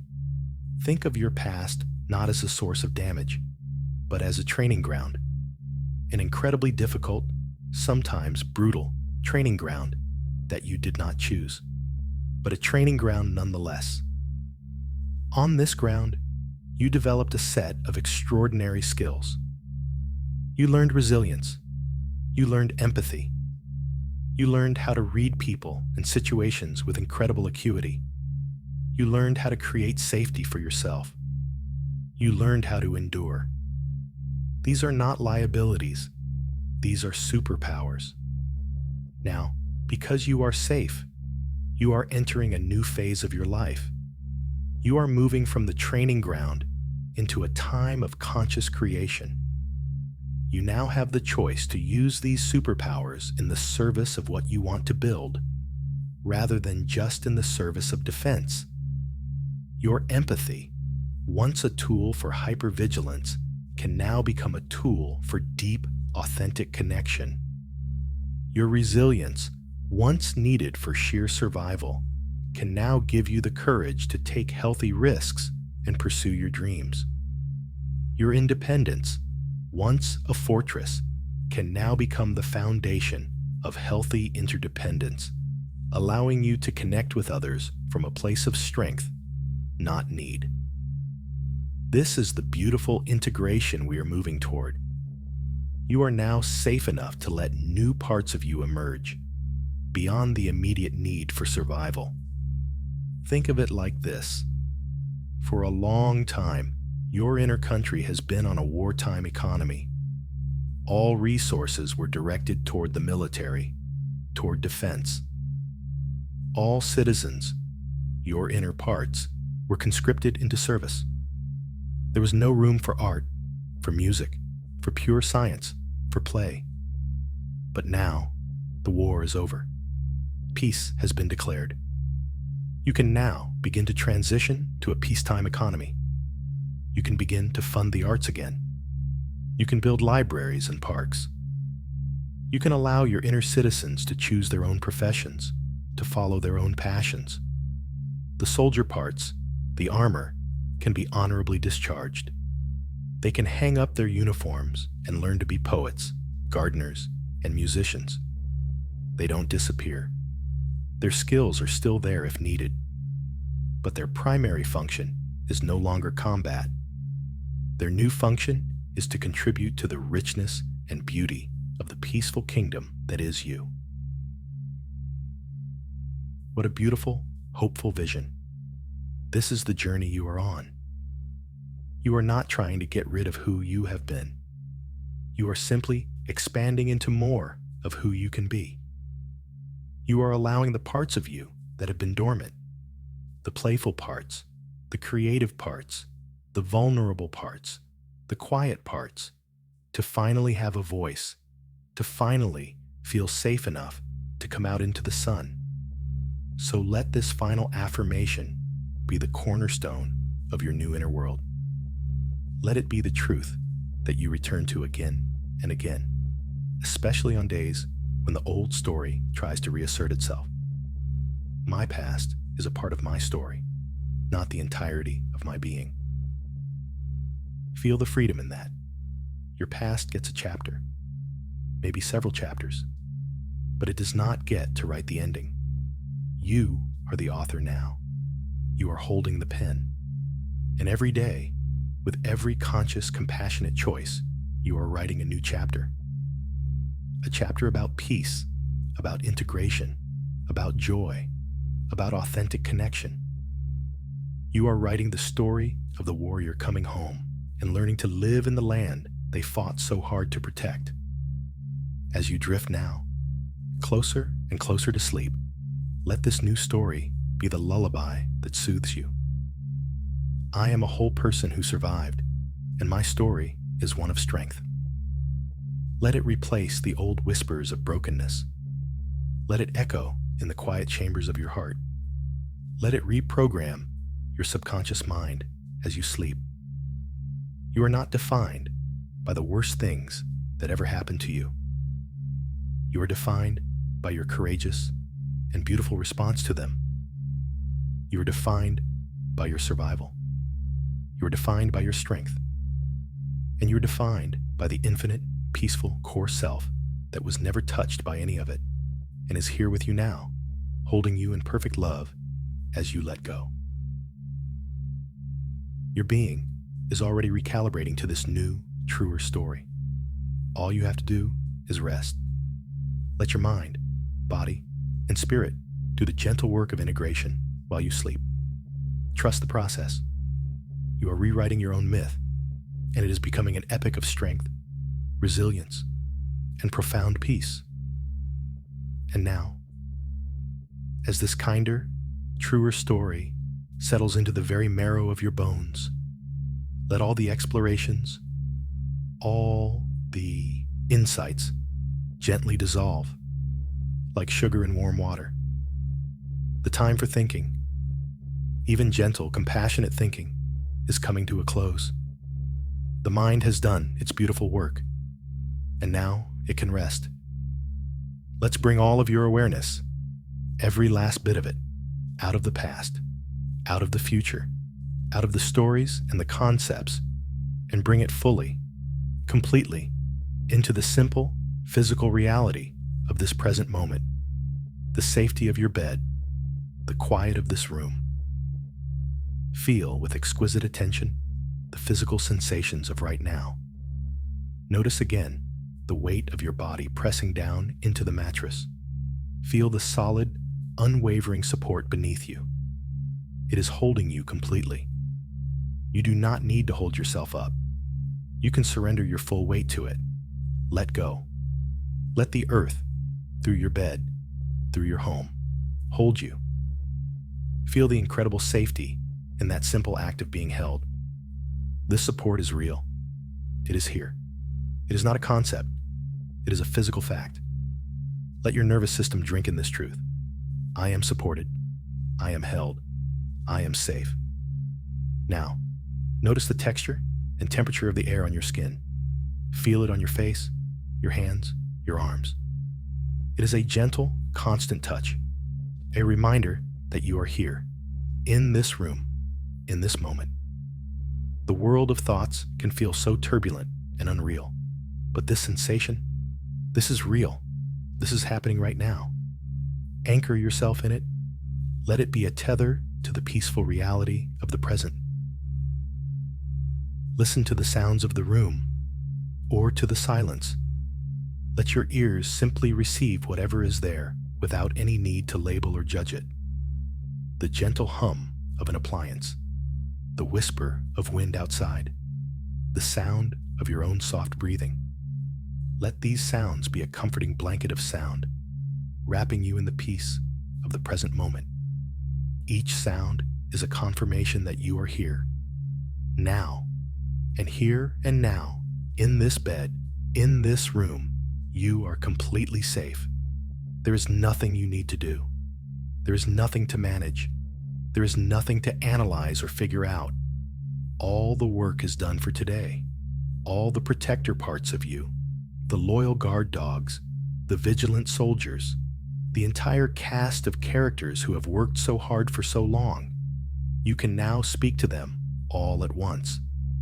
From the calm center of your being, you can broadcast a message of deep peace and reassurance to all the parts of me that have been on high alert, to the strategist, the manager, the analyst, the worrier, the protector.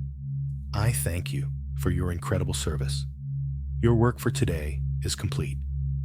You have brought me safely to this bed, to this quiet harbor. And now, I give you full and complete permission to stand down. You are officially off duty for the night. You can rest. I am safe. We are safe. There is nothing more to do. Imagine all these hard-working parts of you hearing this message.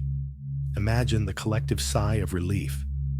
The soldier can finally put down their heavy pack. The guard can leave their post. The analyst can turn off their computer. Imagine them all finding a comfortable place to rest within you, trusting that you, the conscious, loving warrior, are now on watch. And your watch is one of peaceful presence, not anxious vigilance. You are simply here, breathing. Your only job now is to receive the gift of rest. You have earned it. Your nervous system, which may have been living in a low-grade state of fight, flight, or freeze for a very long time, can now receive the message it has been waiting for. The threat is gone. The danger has passed. It is safe to shift into the state of rest and digest, the state of healing, of regeneration, of deep, restorative peace. You can communicate this directly to your body. You can place a hand gently on your heart or your belly, and you can whisper inwardly, "It is safe to relax now. It is safe to let go. We are completely safe." Let your body believe you. Let the tension melt from your jaw, from your shoulders, from your back, from your belly. Let your muscles feel like they are becoming heavy, soft, and warm. Give your body the permission it needs to enter a state of profound and total release. There is no threat here.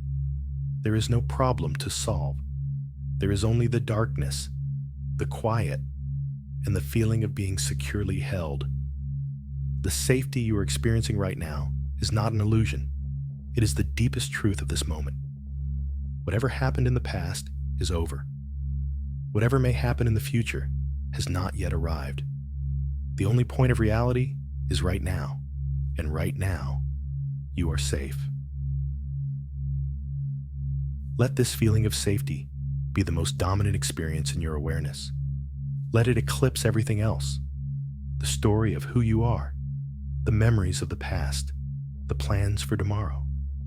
Let them all fade into the distant background. In the foreground, there is only this, the feeling of your body, resting in a safe place, breathing. It is so simple, and in that simplicity is a profound and unshakable peace. You have returned to the ground of your being. You have come home to the sanctuary of the present moment. And in this sanctuary, there is only rest. There is only peace. There is only the gentle, rhythmic tide of your own breath, carrying you ever closer to the shores of deep and dreamless sleep. Let go of any remaining effort to get it right or to fall asleep. You don't have to make sleep happen. Sleep is a natural process of surrender. It is a letting go. And you are practicing that letting go right now with every breath out. You are letting go of control, letting go of tension, letting go of thought. You are safe enough to be defenseless now. Your armor is on the floor beside you. Your warrior self is at peace. All is well. Let the safety of this bed, this room, this moment be the soft vessel that carries you into the healing waters of sleep. You are held, you are secure, and you are deeply, deeply safe. There is nothing more to do. There is nothing to hold on to. Just this feeling of profound safety and the gentle pull of sleep calling you home to rest. And now, the language itself begins to soften, to slow down, becoming more spacious, like the quiet moments between the stars.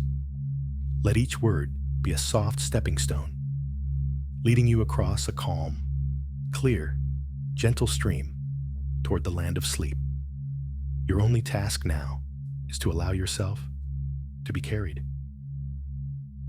Imagine that your bed is no longer a bed. It is transformed into a small, comfortable boat, perfectly shaped to hold you. It is sturdy and safe, and it is floating on the surface of a wide, slow-moving river. It is nighttime. The air is perfectly still and comfortably warm. You are wrapped in soft blankets, completely at ease. Above you, a vast canopy of stars is scattered across a velvet black sky. A sliver of a silver moon casts a gentle, milky light onto the water. You can see the dark shapes of trees lining the riverbanks, silent, peaceful sentinels to your journey. There is no one else here, just you in your safe boat, under the watchful eyes of the stars. The river is doing all the work. It has a gentle, inexorable current that is carrying you effortlessly forward. You do not need to row or to steer. The river knows exactly where to go. Its destination is the great quiet sea of sleep, and it is carrying you there with infinite patience and perfect care. You can feel the gentle, rhythmic rocking of the boat, a slow, soothing motion, rocking back and forth, back and forth.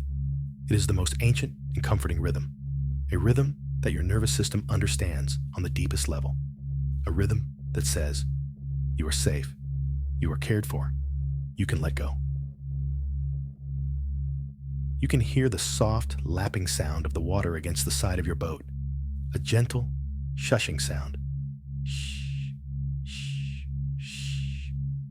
Let this sound wash through you, clearing away the last remnants of the day's thoughts. It is the river's lullaby, a song of release, a promise of peace. With every gentle rock, with every soft sound of the water, you feel yourself letting go just a little more. The boat is holding your body. The river is holding the boat. The night is holding the river. You are held within layers and layers of profound and gentle safety. There is nothing for you to do but to receive this deep holding. Your thoughts, if they arise, are like small, harmless fireflies drifting over the water. You can watch them glow for a moment and then disappear into the darkness. You do not need to follow them or attach to them. They are just little flickers of light in the vast, peaceful darkness of your mind. Let them come and let them go. Your attention remains with the feeling of the boat, the sound of the water, the gentle, steady, forward motion. Your mind is softening. It is becoming as wide and as open as the night sky above. Your body is softening. It is becoming as fluid and as relaxed as the water below. You are beginning to merge with the peace of the scene around you. You are not just in the boat. You are the boat, floating. You are not just on the river. You are the river, flowing. You are not just under the night sky. You are the stillness of the night itself. As you drift, You notice that the current is pulling you gently, surely, toward a place where the river widens, opening out into the vast, calm sea. This is the sea of deep sleep, the sea of unconsciousness, the sea of healing and rest. There is no fear, only a sense of homecoming, a sense of rightness. This is where you belong tonight. The stars seem to get brighter, the moonlight softer. The gentle rocking of the boat is lulling your mind and your body into a state of deep, deep tranquility. Releasing conscious thought now, just allowing, just drifting. You are letting the river carry you. There is no resistance, no effort, just a complete and total surrender to this gentle forward flow. Your breathing is slow and deep and easy. It has matched its rhythm to the rhythm of the river. Every breath in is a gentle swell of the water. Every breath out is a long, slow release, carrying you further downstream. The boundary between your body and the boat, between the boat and the river, is dissolving. It is all one peaceful, flowing sensation, a sensation of being carried safely, lovingly, home. You can feel the pull of the great sea of sleep getting stronger now. It is a gentle, magnetic pull, a quiet invitation. It is time to let go completely, time to release the last thread of waking awareness and allow yourself to be drawn into the deep, restorative, silent waters. The river has brought you to the shore of your own deep peace. There is nothing more to do, nothing more to think. Just rest now, just float, just drift, and let the river deliver you into the endless, peaceful, healing ocean of sleep. The journey is complete. You have arrived. Sleep is here, coming to you now, naturally, peacefully, effortlessly, now. And as you drift on these final gentle currents, a profound integration is happening. You do not need to direct it or understand it. As you sleep, your mind and body are weaving all of this peace, all of this new understanding into the fabric of your being. The conscious work is over, and now the quiet, mysterious, and deeply intelligent work of the unconscious begins. Sleep is not an empty void. It is a sacred workshop. It is the space where the soul repairs itself, where the nervous system recalibrates, where the heart digests the day's experiences. Tonight, the nourishment you have offered yourself, the compassion, the honor, the acceptance is being fully absorbed. The new, truer story of your strength is being encoded into your cells. The ceasefire you declared in your inner world is becoming a lasting peace treaty. Perhaps, in the safety and quiet of your dreams, your truest self will begin to emerge in new ways. The warrior, finally free from the need to stand guard, may dream of flying, or dancing, or creating. The parts of you that have been dormant for so long may begin to stir, bringing you images and feelings of forgotten joys and new possibilities. Your dreams may become a playground for your expanding self, a safe space to try on new ways of being, free from the constraints of the waking world. Trust this process. Your psyche knows how to heal itself, just as your body knows how to heal a cut.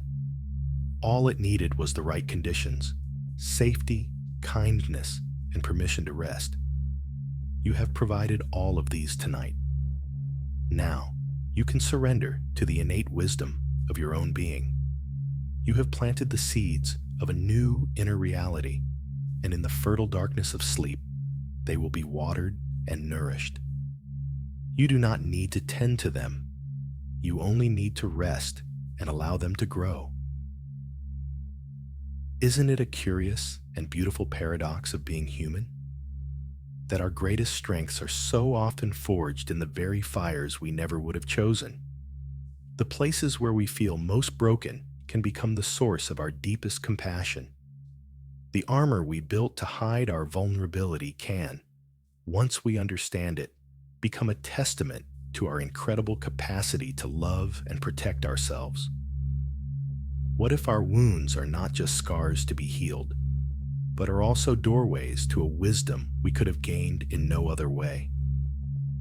What if the pathologized parts of our personality are actually the secret superpowers that, once integrated, will allow us to live with a depth and an empathy that a simpler, easier life might never have afforded? These are not questions to be answered now.